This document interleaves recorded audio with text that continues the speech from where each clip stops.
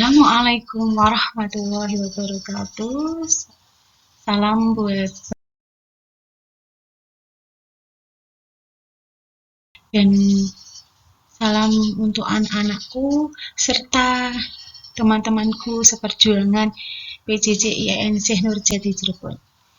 Di sini saya ingin memperkenalkan nama saya Devi Oki Aryani dari kelas A3 dengan NIM 22811300123. Tujuan untuk tugas akhir dari mata kuliah Kreatif Konten Production Pembelajaran PAI dengan dosen pengampu Dr. Adi Dwi Susandi MPD dengan materi wudhu. Sebelum kita melanjutkan materi yang selanjutnya, jangan lupa like, share, and subscribe.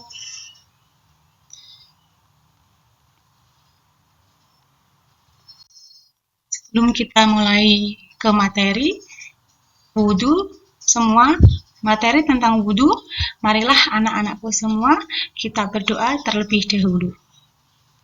Berdoa dimulai. A'udzu billahi minasyaitonir rajim. Bismillahirrahmanirrahim. Alhamdulillahi rabbil alamin. Ar-Rahmanir-Rahim. Maliki yaumiddin. Iyyaka na'budu wa iyyaka nasta'in. Ihdinas siratal mustaqim. Siratal ladzina an'amta 'alaihim ghairil maghdubi 'alaihim waladdallin. Raditu billahi rabba wa bil islami dina wa bil muhammadin nabiyya wa rasula. Rabbi zidni ilma warzuqni fahma, amin ya rabbal alamin.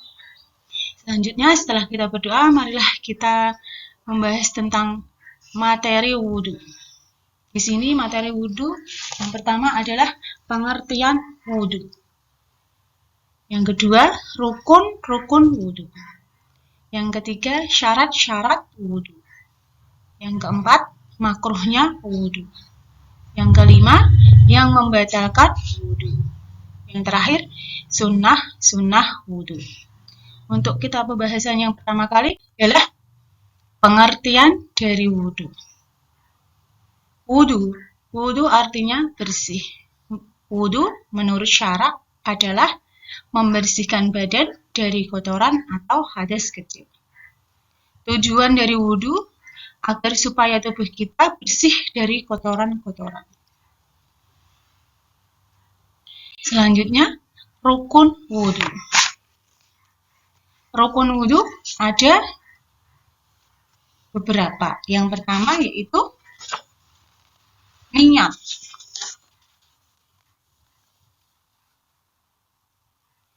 Niat hukumnya wajib, sedangkan mengucapkan niat hukumnya sunnah dalam mazhab Syafi'i.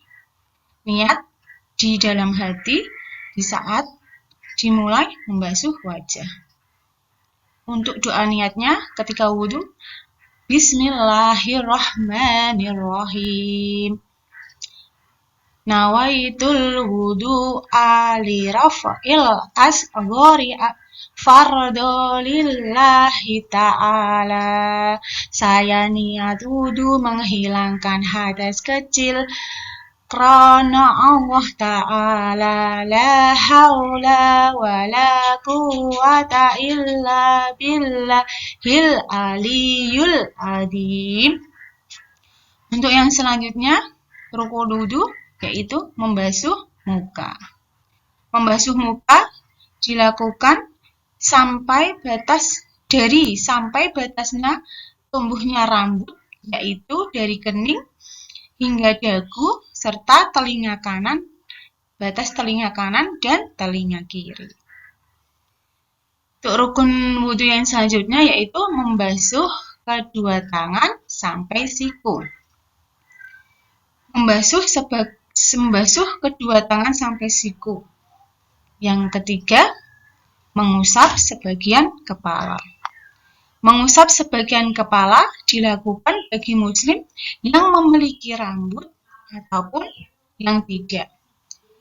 Jika memiliki rambut, harus yang berada di lingkar kepala, bahkan bukan rambut yang terjuntai ke bahu atau ke pundak.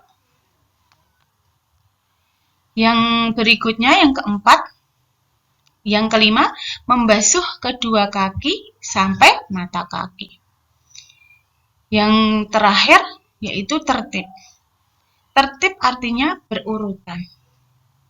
Tidak sah jika tidak berurutan. Misalnya, ketika wudhu, setelah berkumur kita langsung membasuh kaki. Berarti itu tidak berurutan dengan rukun wudhu. Setelah membasuh tangan, kita mengusap kepala, tapi tidak langsung membasuh kaki atau membasuh yang lain. Jadi kita harus tertib dalam rukun wudhu. Untuk yang selanjutnya adalah syarat wudhu. Syarat wudhu itu ada banyak. Yang satu, Islam. Pertama, Islam. Yang kedua, tamyiz. Tamyiz adalah cukup umur dan berakal. Tamyiz juga sering yaitu orang yang sudah berusia 7 tahun dan sudah mandiri atau dapat membedakan antara yang baik dengan yang buruk, atau dapat membedakan antara kiri dan kanan dan lain sebagainya. Yang ketiga, suci dari haid dan nifas bagi kaum wanita. Dan selanjutnya, tidak ada sesuatu yang menghalangi sampainya air pada bagian yang dibasuh. Misalnya ada seseorang yang ingin wudhu, tetapi masih ada lumpur atau sabun yang menempel yang dapat menghalangi, yaitu seperti cat kuku yang tidak bisa menyerap dengan air. Jadi, tidak ada sesuatu yang menghalangi sampainya air pada bagian yang dibasuh. Misalnya, cat. Untuk yang berikutnya, bagian yang dibasuh tidak ada sesuatu yang bisa merubah air. Misalnya, tadi contohnya, seperti kita setelah dari jalan atau kita kecepatan lumpur atau jadi kita harus membersihkan lumpur itu atau sabun yang masih menempel pada badan kita. Jadi kita bersihkan terlebih dahulu agar tidak bisa merubah airnya. Jadi setelah lumpur atau sabun itu kita bersihkan, baru kita mulai wudhu. Untuk yang berikutnya adalah makruhnya wudhu. Makruhnya wudhu ada, yang pertama, israf. Israf adalah berlebih-lebihan dalam menggunakan air untuk membasuh anggota wudhu, seperti tangan, wajah, dan kaki. Yang kedua, meninggalkan sunat wudhu. Yang ketiga, melebihkan dalam membasuh, seperti contohnya, ketika dalam berwudhu itu adalah 3 kali hitungan, tetapi kita melebihkan dari 3 kali itu. Jadi hukumnya adalah makruh. Dan yang keempat, bercakap-cakap selama berwudhu. Dalam berwudhu, kita tidak boleh bercakap-cakap kepada teman yang lain karena kita harus fokus dalam berwudhu itu secara tertib dan berurutan. Yang kelima, mengeringkan anggota wudhu, kecuali karena sebab sakit dan sebagainya. Contohnya, jika ada luka yang harus segera dikeringkan setelah kena air. Jadi, bagi yang sakit boleh mengeringkan anggota wudhunya, tapi hukumnya makruh. Yang selanjutnya, yang dapat membatalkan wudhu. Yang dapat membatalkan wudhu itu banyak sekali ya. Yang pertama, keluarnya sesuatu dari dua jalan, yaitu dubur dan kubur. Contohnya, ketika kita sedang berwudhu, tetapi kita kentut atau buang angin. Jadi, itu adalah keluar sesuatu dari dua jalan dubur kita. Kentut itu keluar dari dubur. Jadi, setelah kita kentut, kita harus berwudhu lagi. Yang kedua, hilangnya akal sebab mabuk, gila, atau pingsan. Setelah kita berwudhu dan tiba-tiba kita pingsan, jadi kita harus berwudhu lagi karena kita sudah tidak sadarkan diri. Itu membatalkan wudhu. Yang ketiga, bersentuhan kulit laki-laki dan kulit perempuan yang bukan muhrim dan sudah sama-sama balik. Contohnya ketika anak-anak untuk latihan praktek wudhu dan anak perempuan disentuh oleh anak laki-laki yang bukan muhrimnya, itu sudah membatalkan wudhu. Jadi setelah dipegang, anak perempuan tersebut harus wudhu lagi. Yang keempat, menyentuh dubur atau kubul dengan telapak tangan atau jari. Jadi setelah kita wudhu, kita tidak boleh menyentuh dubur atau kubul kita, karena itu dapat membatalkan wudhu. Yang berikutnya, tidur nyenyak. Jadi setelah wudhu, misalnya saat kita sholat berjamaah, menunggu jamaah yang lain dan atau menunggu imam yang belum datang untuk mengimami kita, kita tertidur nyenyak sekali sampai dibangunkan dengan teman sebelahnya. Jadi kita harus wudhu lagi, karena tadi kita sudah wudhu, tapi kita sudah tidur, berarti itu dapat membatalkan wudhu. Yang berikutnya, sunnah wudhu. Sunnah wudhu, yang pertama membaca bismillah. Membaca bismillahirrahmanirrahim pada permulaan wudhu. Rasulullah Shallallahu Alaihi Wasallam bersabda, "Salat tidak sah bagi yang tidak berwudhu, dan wudhu tidak akan sempurna bagi orang yang tidak membaca bismillah atau tidak menyebut nama Allah." HR Ahmad dan Abu Dawud. Yang kedua, bersugi atau bersiwak. Bersugi itu membersihkan gigi dengan sikat gigi atau siwak. Selain orang yang berpuasa. Bersiwak atau menggosok gigi, kecuali bagi orang yang puasa saat masuk waktu. Dalam hadis Rasulullah Shallallahu Alaihi Wasallam bersabda, "Seandainya aku tidak memberatkan umatku, niscaya aku perintahkan untuk bersiwak setiap berwudu." HR Imam Malik dan Syafi'i. Untuk yang ketiga, membasuh kedua telapak tangan sampai pergelangan.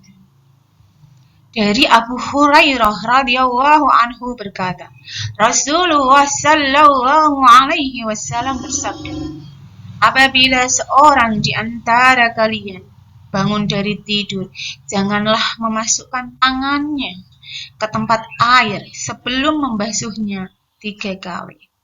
Sebab dia tidak mengetahui kemana tangannya di waktu malam. Muttafaqun alaih.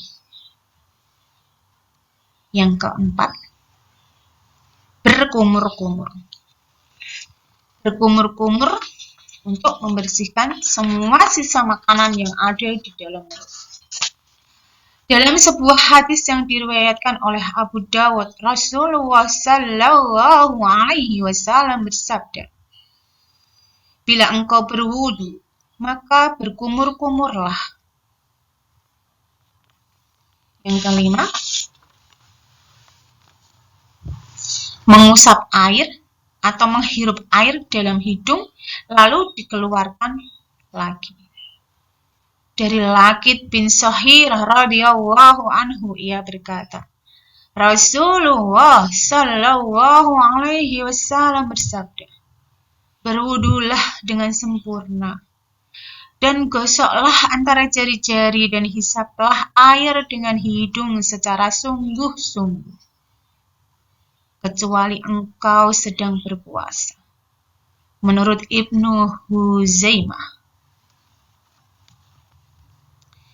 Yang keenam, mengusap anggota-anggota wudhu dengan 3 kali hitungan. Dalam sunat wudhu, kita melakukan mulai dari niat, terus membasuh muka, itu sampai ke membasuh kedua kaki dengan 3 kali hitungan dan tidak boleh berlebih-lebihan. Karena berlebihan menurut makruh wudhunya. Yang ketujuh, menyapu seluruh kepala. Dalam riwayat Bukhari Muslim, mengusap memulai kepala bagian depan dengan kedua tangan sampai pada tengkuk, lantas kembali ke tempat semula sampai 3 kali. PR Abu Dawud dan Nasai. Yang berikutnya, menyapu kedua telinga, baik bagian luar maupun bagian dalam sebanyak 3 kali hitungan juga. Yang kesembilan, mendahulukan anggota kanan daripada anggota kiri. Dari Aisyah radhiyallahu anhu, ia berkata kepada Nabi Muhammad sallallahu alaihi wasallam, memang suka mendahulukan anggota kanan dalam bersandal, bersepatu, bersuci, dan dalam segala urusannya. Muttafaqun alaihi. Dari Abu Hurairah, ia berkata, Rasulullah Sallallahu Alaihi Wasallam bersabda, bila kamu sekalian berwudu, hendaklah kamu mulai dengan anggota-anggota badan kamu yang kanan. Yang ke-10, mengusap sela-sela jari kedua tangan dan kedua kaki. Dari Humron,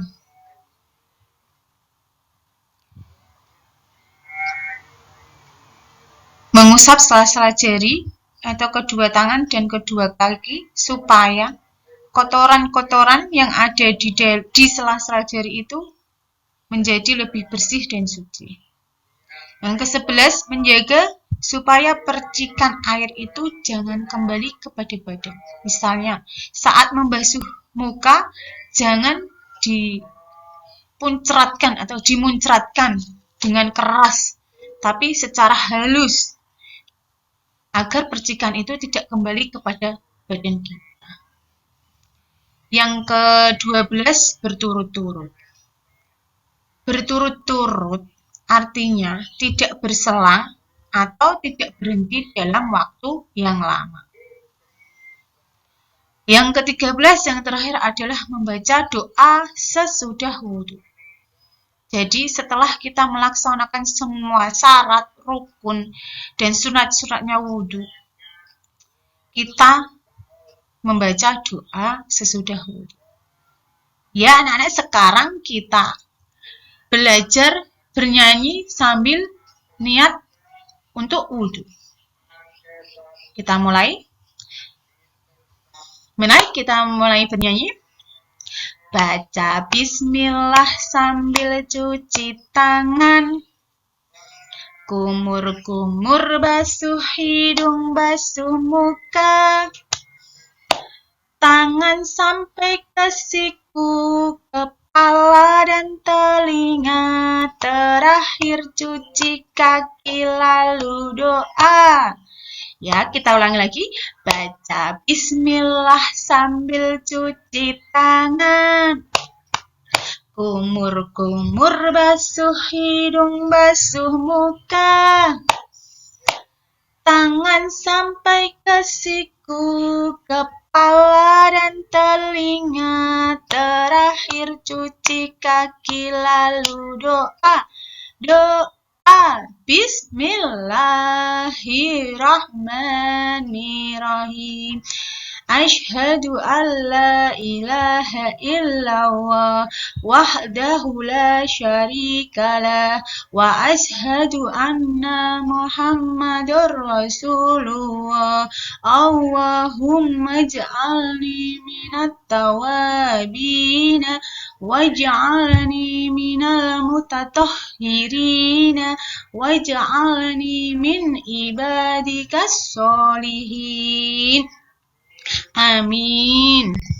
Terima kasih kepada anak-anakku sekalian. Itulah yang bisa saya sampaikan kepada anak-anak dan teman-temanku semua seperjuangan EJJIAIN Syekh Nurjati Cirebon. Mohon maaf bila ada salah kata-kata dalam menyampaikan materi ini. Materi tentang wudhu, bagaimana cara-cara berwudhu dan sebagainya.